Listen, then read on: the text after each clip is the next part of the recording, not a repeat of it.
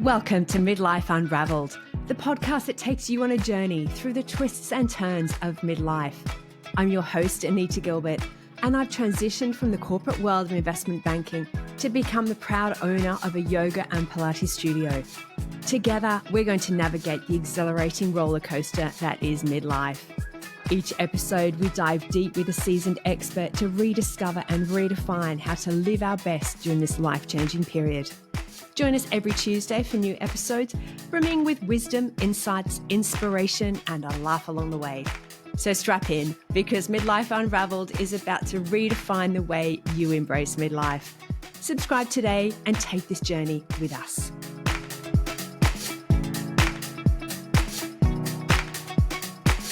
Known as Little Miss Organised from childhood, Bonnie Black left classroom teaching in 2011 to pursue her dreams of creating a more organised world. Since then, she has worked with hundreds of families, helping them get organised. In 2020, Bonnie created Home Organised, sharing a podcast and online courses at the request of her clients. Bonnie is a mother of 4, wife to a shift worker, a minimalist, water baby, and passionate about almost anything the colour teal. We are delighted to welcome Bonnie today to Midlife Unraveled. Bonnie, I am so excited to welcome you to Midlife Unraveled. Thank you for having me, Anita. I'm very excited to be here. It's great to have you. Now, this is a subject that I think has been top of mind and in the press for many, many years now, and it is about decluttering. So this goes a lot deeper than just our stuff that we have around us. It does have a big mental impact as well, but let's start on the sort of top end. Let's start a bit lighter. And why is it important to reduce things around us? How can we maintain on a day-to-day level less stuff? I think it's important to have less clutter, because clutter in our physical space generally means we have clutter in our mental space. And for most of us, especially women, we can find that mental load can be really overwhelming. Mm-hmm. And especially if you're adding in work outside the home, maybe a family, a spouse, pets, maybe you've got a property that you need to take care of, maybe you're volunteering, then there's the girlfriends, then you might be involved in clubs or churches or sports or whatever the activities might be. Yeah. All that mental load really starts to add up. And so the clutter around us often represents what's going on in our mind. And interestingly enough, UCLA did this study, it's about 20 years ago now, and they put out a book called Life in the 21st Century, where they studied, I think it's about 37 families, to see how clutter was impacting them. And what they noticed was that the more stuff you had on your fridge, the more likely your house was to be cluttered. So there's a little hot tip. Yeah. Oh my goodness, keep the fridge free. Yes. So if you're feeling cluttered in your home, a really good place to start is with the fridge, because then it flows on into other areas. I do remember when the kids were young, we all had the school notes. They probably would do it by email now, but they used to come home with notes. The notes were all over the fridge, and it used to drive me crazy. But Yes, I'm right in that phase, and we are mostly email, but the thing that tends to cover my fridge is the therapy homework or the the artwork that just has to be displayed for months and months on end. So yes. It's still an issue. Is it enough just to shove it in cupboards and drawers? No. Does that count? I think we've all done that. Someone's coming, quick, swish it into the cupboard. Yeah, exactly. And I mean, how many spare rooms I've gone into where they've just got plastic tubs that, tell a story of a particular time in their life, because someone was coming over and they didn't have time to deal with the clutter on the bench top or to deal with the clutter on the dining table. So it all got shoved into a box and, hidden in the spare room cupboard. Yeah. And then, of course, it gets to the point where they've got people coming to stay in the spare room and the spare room's not inhabitable. So all of a sudden it's like, okay, we've got to actually deal with this stuff. And put it in the garage.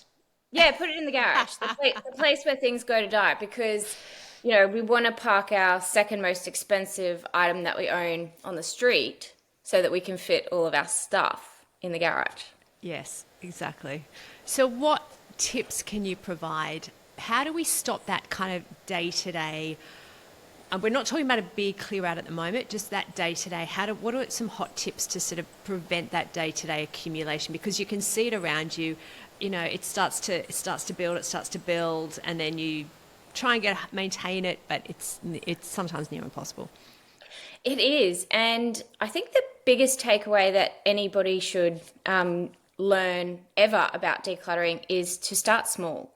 And if you've never decluttered before, or if it's been a long time, you have to think of decluttering, which is really decision making, kind of like you would going to the gym. You don't go to the gym and think, right, I'm going to pick up 100 kilos and pop it over my head. Easy, no worries. Don't start with decluttering with your memorabilia. That's the same thing. So what you want to do is you want to start small, and then you're going to build up those muscles. So it might be something small like your handbag or your glove box in the car, or your teaspoons. I mean, how many of us have still got all of those old plastic teaspoons, Panadol dispensers from when our kids were young, just taking up space in the drawer? It's always the bottom drawer in the kitchen, isn't it? The bottom drawer that has the odds and sods, and it's got the appliances manuals, and it's got Yes, why do we put our things. appliances manuals in like the prime real estate of our kitchen? We never look at them. They deserve to go in the back of a cupboard somewhere, because I mean most of them you can get online these days anyway. Yeah. But we just feel like, oh no, we've got to keep it. It has to stay in the kitchen next to the appliance. Yeah, which of course doesn't work because you want all the appliances to be gathered together. But I think psychologically we've got something about sets and collections, and we don't like breaking up collections. So the amount of clients that I've had over the years who might have had, say, a Royal Dalton set from grandma, a dinnerware set, and they really love using the gravy boat, and that's it. And they go, oh, I love the gravy boat, but I don't use anything else. But I can't separate them. Like I can't sell or donate the rest of it. And I say, why not? Who told you that you can't do it? They sell it separately. Why can't you get rid of it in pieces or in stages? And it's kind of like we need permission to, separate a set. That brings up a good question of the whole idea of sort of keeping things for best, especially when it comes to our dinnerware, like, oh, we can't use that, we keep it for best, glasses, whatever it happens to be. What's your view? Oh, I'm not a fan of keeping the best for once a year or for never. I mean, how many times have you met someone who has said they've got a beautiful dinnerware set, for example, or a beautiful rug, and they've never used it, or they've rarely used it, and each time they've used it they've loved it and enjoyed it, but also they've thought, oh, I need to actually use this more. The families who choose to use, say, the Royal Dalton set, instead of just keeping it for Christmas, who bring it out every Sunday night for a Sunday night roast, and every time there's a birthday, and even the people who use it daily, there's no regrets for it. And I think you have to think about the purpose of the item. Was that cup and saucer created to sit in a cupboard and look pretty? And if it was, if that's the way you want to do it, and you've got a collection going and it's displayed nicely and it's maintained, that's okay. But if you've got something and the purpose was to be used, kind of like a tool, and you're not using it for its intended purpose, then why are you keeping it? It's just a beautiful memory gathering dust. Yeah. I suppose it's about... And you mentioned it there, and it made me think when you said bringing things out for birthdays or using it every Sunday. So still feeling like you're using those things for a special occasion, not just that day-to-day, every breakfast, every lunch. But it's still a special occasion, but it's something special that comes around a bit more often than just that once a year. It can be every Sunday, rather than, for Sunday dinner we use the Royal Dalton set rather than the other one, and that still feels special. It still feels like you're using it, so you get the touch, get a foot in both camps, don't you? Because you're still using the good stuff and you're enjoying it and it feels special, but you're also maintaining that. Maintaining the specialness of those items. That's exactly right. And I think if you do that sort of separation, say with the dinnerware example, that then means that you're going to, as a family, treat that one Sunday night, once a week, as more special than your average everyday night, where maybe someone's out at sport or someone's out doing other activities or working late. Yeah. Sunday night then becomes that really special family connection time. And it's not actually about the chinaware. It's actually about the Exactly. connection, isn't it? But sometimes that Royal Doulton set is the thing that helps us foster that connection. And that's what Exactly. we want to hold on to. I love that. That's so nice. So what is the impact on our mental health by having too much stuff around? Look, to quote that UCLA study again, they measured people's cortisol levels. So they did the couple, so they did the wife and the husband, and they measured, I think, every 10 minutes over the course of a day, the cortisol levels. Interestingly enough, men high in the morning, tapered off during the day as is normal. Women high in the morning, still high in the afternoon. The more cluttered the house was, the higher the cortisol levels were. So I think from a physiological point of view, clutter is really impacting us. So if we're feeling stressed because we've got this big mental load of, all these different balls that we're trying to juggle, and then we've got a house that's disorganized and cluttered, then it is really impacting our physical health. And Yeah. it's really interesting when people start to go down the route of decluttering for the first time.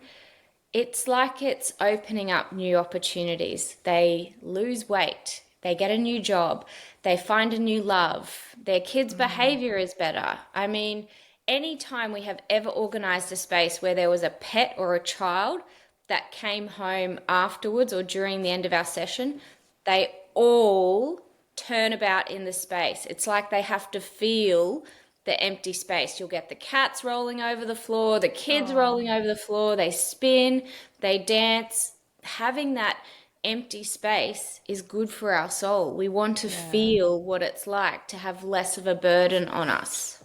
That sounds perfect. It can, I think, feel very overwhelming. We see these pictures of these beautiful cupboards. I can picture them now. People opening their kitchen pantry cupboard, and It's always the pantries. oh, it's always a pantry, and it's got beautiful containers, and everything's labelled, and they're in beautiful mason jars, and all looks so perfect. And we open ours, and we just close it again because it's just too hard. The thought of it. And I understand you were saying before about starting small, start with your handbag and move up from that. Should we then approach it by room or by cupboard? How would you best approach it? So my idea is usually to start with the kitchen because the kitchen is the heart of the home. It's the place where we spend the most time. We're eating in there multiple times a day. We're preparing lunches, meals. It's kind of like the modern day hearth, if you like. We used to gather around the fireplace where all the cooking was done, and now we gather around the kitchen where all the cooking is done. And I think that when we get the kitchen sorted, it then is easy to flow onto other rooms. And another reason the kitchen's so good to start with is it's sectioned for you. You don't have to, like with the garage, you go in and you think, oh, where do I start? It's so overwhelming.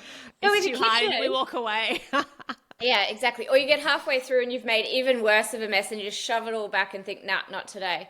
No, but with the kitchen, you've got sections. So even in your cutlery drawer, which I would start with, you've got a section for each utensil. So you can go small incremental steps. It's all about those baby steps building up to bigger steps. And you can do one drawer at a time. And then once you've done that, you can go on to categories and you might do all your drinking glasses at the same time, or your teacups and mugs at the same time, and just slowly working your way around.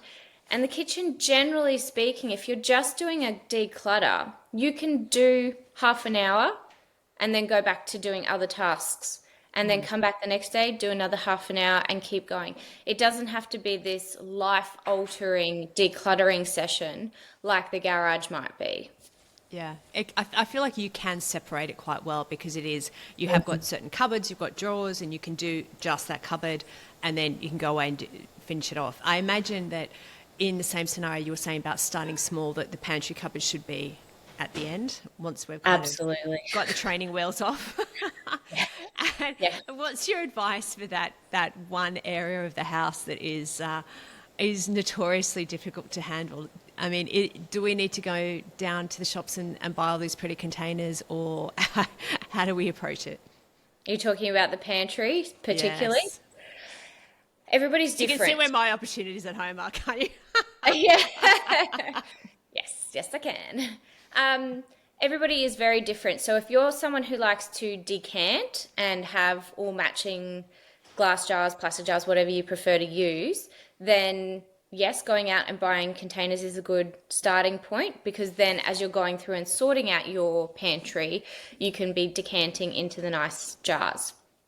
But even if you are that way, but you don't have the time or the funds to get the glass jars, the first step for every organizing situation is to declutter.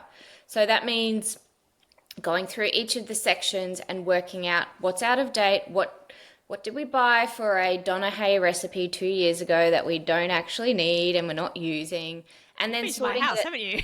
yeah, because all houses are the same. I mean, I've even got it in my cupboard. It's something that, the brush tars us all. And then it's sorting it out into your categories. So it might be if you've got kids and they need to be able to snack without coming to you to say, what am I allowed? You create a kid's snack box. You might create a lunch box so that when kids are packing their lunches, there's things in the pantry that they know that they can put into there. There might be a box for biscuits, a box for baking, a box for your meal preparation. I mean, I'm a big fan of those tinned storers for your tins, your tiered levels. Oh, yeah. I love those because then you can easily see at a glance what you've got, rather than trying to rifle through stacks of cans and upsetting things. There's always things at the back that never get seen. Yes. And a lot of us don't have very well-designed pantries. I feel like that's been a real issue over the last kind of 50 years, is that we've changed the way we eat so much, and the design of the pantries hasn't really kept up with it. Yeah. And what you're starting to see now, what you were mentioning before, that pantry porn, it's all single shelf, isn't it? Yeah. Like we're not hiding things behind it, but a lot of us might not have the storage space to be able to do that. So if you've still got an older style pantry and it's long, deep shelving. Deep shelves, yeah, deep shelves are a nightmare. They are. There's now a whole host of products that you can get, some of them on wheels, that you can use to kind of create pseudo drawers. And you can get, the big rectangular tubs. You can get the skinny long ones. You can even get skinny, they almost look like magazine files. Turn them on their side and you can stack cans and packets and all sorts of things in them. So there are a whole host of containers out there now that can help you organize your pantry. But it's really about what are the categories that suits your family. And probably the best hot tip I can give is to have a spares box in your pantry. So we just use one of those folding up basket frames that you can get from lots of different places. And we keep it down in the bottom of the pantry because it often gets quite heavy. And we just keep in there the items that if we ran out mid-sandwich or mid-dinner prep, everything would melt down. So we're keeping like the coconut oil for the cooking. It might be where I decant my tea bags into a tea box. And if that's full, the tea box box, say that quickly, I put those tea bags back into the spares, along with things like maybe the spare paper towels. And that way, if the peanut butter runs out and the kids know, look in the spare box. That means if you've bought 20 cans of tuna because they're on sale, but you've only got, space for maybe 5, those extra cans go, and you shop from your spares box before you go to the actual shop. That's a great idea. Love a hot tip. Love a hot tip. Now, decluttering can also happen often at a time in our lives where we've had a huge life change. That could be a divorce, a separation, maybe the children leaving home, downsizing. And these can often be at a time where we're very mentally vulnerable.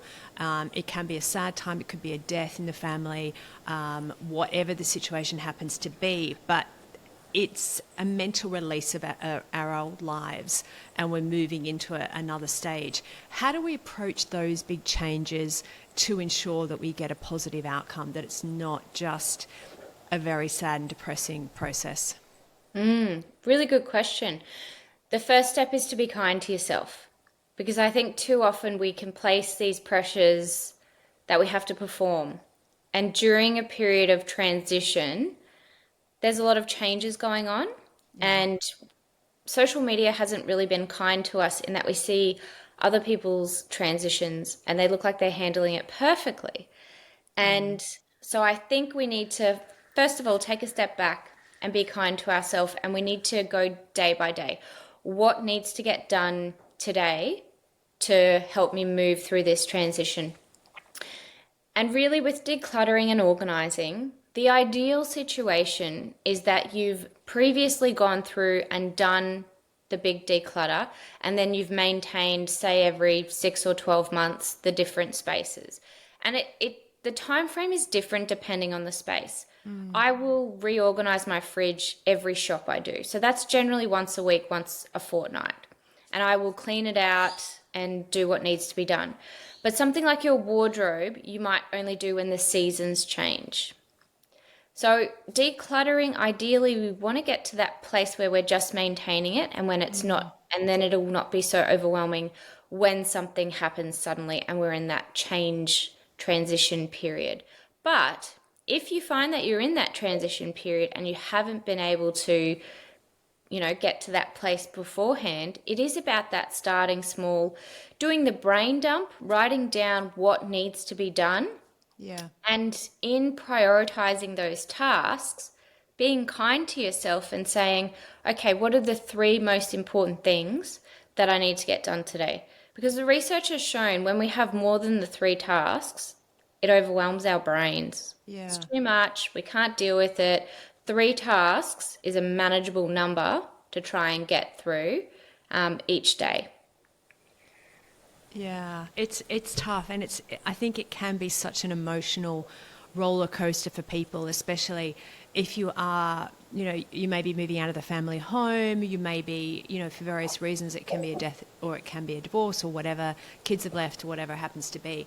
Is it helpful to focus on what you need for your new life rather than what you don't need for your not don't need.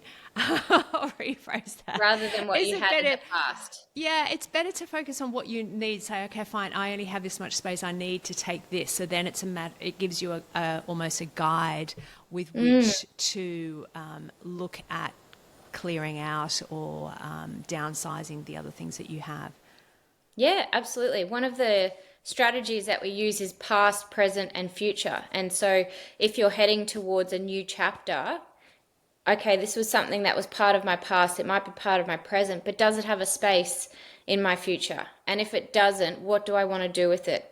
And it might be that you're, say, moving overseas for a year and you need to put some stuff into storage. You've got to then make that call of when I get back in 12 months, which may extend out to being, say, a couple of years, because that often happens. Yeah.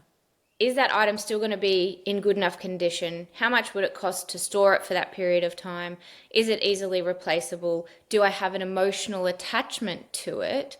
That means that I don't want to let it go and I can't actually replace it with something similar.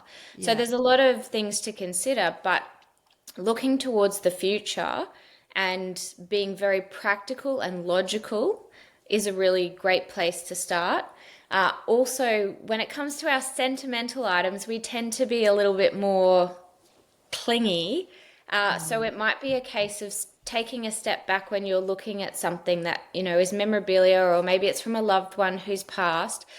And what you want to do with those sort of items is you want to honor the memories and you want to find the treasure. So if you've got 30 things from a person who has passed away, a loved one, what are the 1 or 2 key items that really make you feel connected to that person? Yeah. Maybe when you were a kid, grandma used to bake with you and you've got her apron as well as all of her kitchen utensils. And you might say, right, I'm going to keep the apron and I'm going to keep her one wooden spoon that I'm going to bake with. And every time I use it, I'm going to get a little warm tingle because I will remember this was grandma's and we used to do this together. So it's instead of looking at the collection as a whole and thinking, oh, I'm so overwhelmed, you're actually digging for treasure. Yeah, I love that. I love that. And I love the past, present, future as well. That's a really nice way to kind of sort and organize things, not only when you're looking at things, but in your own mind as well, because I think it does put things into context for you. Yeah, absolutely. Oh, that's so cool.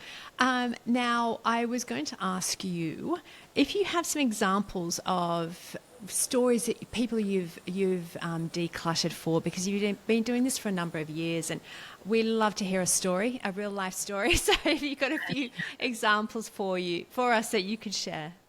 Absolutely. So one example that I can think upon recently was there was, and I have to be very careful because I've got to keep, client details as private as possible. Of So there course, may of be some course. details that are not 100% We accurate. won't use names. No, no, no, no. So there was a family that I was working with where the mother had passed away, um, and she had actually taken her own life and left behind two small children. And the father had called me in to help sort through her things Yeah. and also to get the home feeling happy and warm again, because he had felt while his wife was alive that it had been a bit of a bone of contention. She was more of a collector, he was more of a minimalist. So it was kind of his way of processing the grief. And I started working with them only 3 months after her passing. So there was a lot of raw emotions. Oh, it'd be so difficult. It was very difficult. And, there was a lot of tears from him and also from me, because you really feel those emotions, especially as a mum and as a woman. So we, yeah, had this process over a couple of months of letting go of things that were tools basically, and they didn't have an emotional attachment. And he was very quick to let go of a lot of things, and I was actually the one, and I don't normally do this, but I was actually the one where we came across, a bunch of memorabilia that maybe his wife had written, cards or cards that people had given her, or things that kind of painted a bit of a picture about her. He was saying, oh, let's get rid of this, let's get rid of this. And I said, well, hang on a minute. You've got these two young children who are going to go through these identity crises as Yeah. teenagers, and they're going to think, I didn't know my mother very well. And these are the Yeah. things that will help paint a picture of her. I'm getting goosebumps talking about it. Oh, So we set up this memorabilia box of memories basically, so that when his kids went through that phase, they could have those things of their mum to look back on. And yeah. he didn't want to keep them for himself because there was a lot of, negative association Yeah. for him, but he knew how important they were for his kids when they got to that place where they wanted to know more about mum, where they wanted to feel connected with her. Yeah. So after a few months, we had, decluttered the stuff that wasn't really necessary in the home. We had helped him bring some decor in, change the pillows, add some flowers, add pictures on the wall. We did a gallery wall of pictures. So there was pictures of mum, there were pictures of the family, there was pictures of the kids' artwork. We reorganized all the toys in the kids' books and all that sort of stuff. And by the time that we were finished, you could walk into the home and it felt warm and inviting, but it wasn't overwhelming for that family. And I think that as an organizer, we have a really special role to play, because a psychologist, for example, will help you deal with all the emotions and talking therapy and all of those sort of things. But oftentimes they're not going into the home with you. And going through someone's possessions is a deeply vulnerable activity. And It's very the intimate. amount of It's actually very intimate, isn't it? it's super intimate.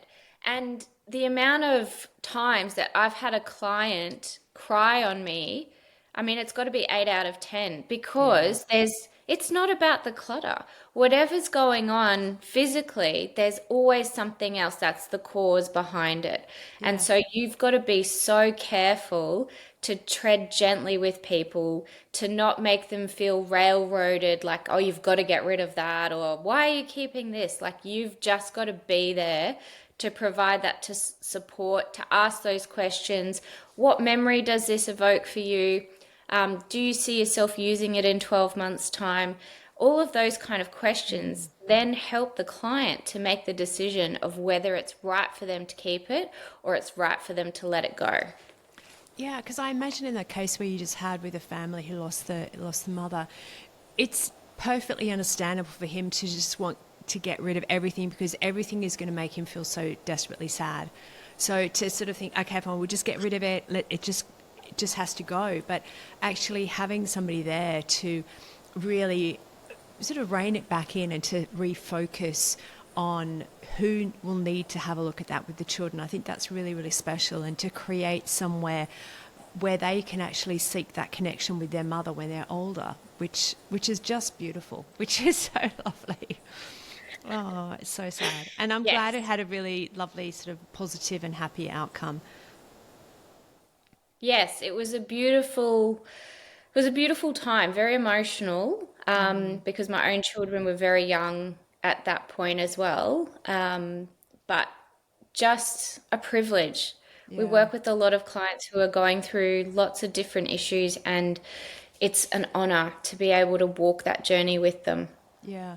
And appreciating also that these things happen over a period of time. It's not the sort of thing that we can do in a day, that it's often as much a process journey as it is an emotional journey, and getting us from that one point to the next. And almost the clutter is just the byproduct of the mental processes we can be going through.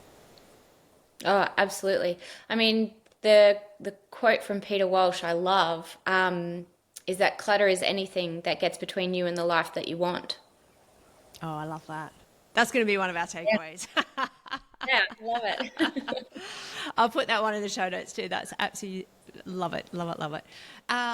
Bonnie, could you share two other takeaways for us, or three? We can add another third in as Oh, well. cool. Okay. Something There's we always can so many. implement. Yeah, exactly. Something we can all easily implement at home to make those differences. So my first one, which is a mantra, and I love the mantras because they're nice and simple. And if you go look on TikTok, we've got lots of mantras, short videos that people can, use to help guide their day. But my favorite one is don't put it down, put it away. Oh, okay, I like that. That's one that can sort of sit top of mind every time you come in the door. Yeah, because every table, every flat surface that you have is magnetic. I don't know if you know this, but it's like magic. You walk past it and you put stuff down. You do. You do, right? Like you're heavily loaded up with your handbag and whatever, groceries, whatever you're bringing in from the car. You walk past a table and a bench and you're like, oh, gotta put it down. Yep, I'm looking at our dining table now. Okay, I'm That's going to how it remember is. that one. That's going to come back and haunt me, that one. Yeah, that's good. That's why I pick them because they are the things that kind of get stuck in your head, and then it feels like you've got this tiny little Bonnie sitting on your shoulder going, Anita, don't put it down, put it away. Exactly. All we need to do is make sure that the kids learn these as well. Yes, yes. But you know what? I've got 4 kids and I have been doing a lot of these mantras with the kids, and now they will come to me and they'll say, "Oh, I don't think I want this anymore. Like we can donate it, or I think we've got too many cars because I've got 3 boys. Let's do a cull of the Hot Wheel cars." And I go, Oh "Okay, my, great." oh, fantastic. You taught them well. You taught them well. Yeah, it's a process, but if you're committed, you can get there. Exactly. I remember when my kids were young, they went to preschool and they had a little song they used to sing when they packed away the toys. And I thought, this is fantastic. I'm going to try this at home. Tried this at home. They're like, oh no, mummy, that's a kindy only song. I was like, oh, darn it. Oh, We had to that's so find another cute. song. Yeah, I love the songs that they use. They're so good because it's that audio cue of like, oh, that's what we're doing. Because how Exactly. often have you said something to a kid and they've just totally tuned you out? What did you say? Exactly. Exactly. So let's get back onto takeaways. Okay, so What else have you got to share? probably my last takeaway would be, and this is a great mantra that will also haunt you for many days. If it takes less than 1 minute, do it now. Okay. And I think that's very true, because the amount of times, and I think we've all done it, is when we've thought, I've got to clear out that cupboard, I've got to clear out that cupboard.